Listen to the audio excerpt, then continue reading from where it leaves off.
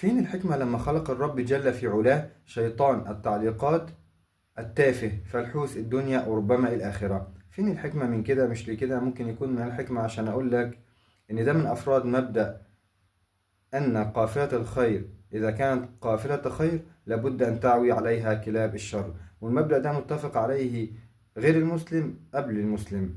وقد قال الله جل في علاه في آخر سورة الناس: الذي يوسوس في صدور الناس من الجنة والناس.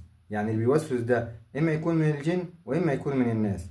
فالشيطان الإنسي نوعين: ممكن واحد يكون طيب عادي بس يتشيطن مرات أو مرة، وممكن واحد يكون أحواله كلها أحوال شيطانية، سواء كان أغلبها وهو مسلم أو كانش مسلم، لا يعنينا دلوقتي. ولكن يعنينا إن يجي لك واحد تافه فلحوس ويخش يديك أي كلمة أو أي تعليق سيء في أي حوار في أي فيديو، وما كانش محتاج ده.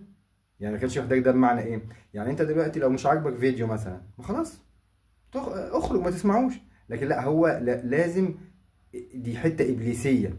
يعني إبليس لما رفض طاعة الرب والسجود لآدم، كان يكفي خلاص، ربنا أمره يخرج من الجنة وخلاص، لا تستحق ده وخلاص.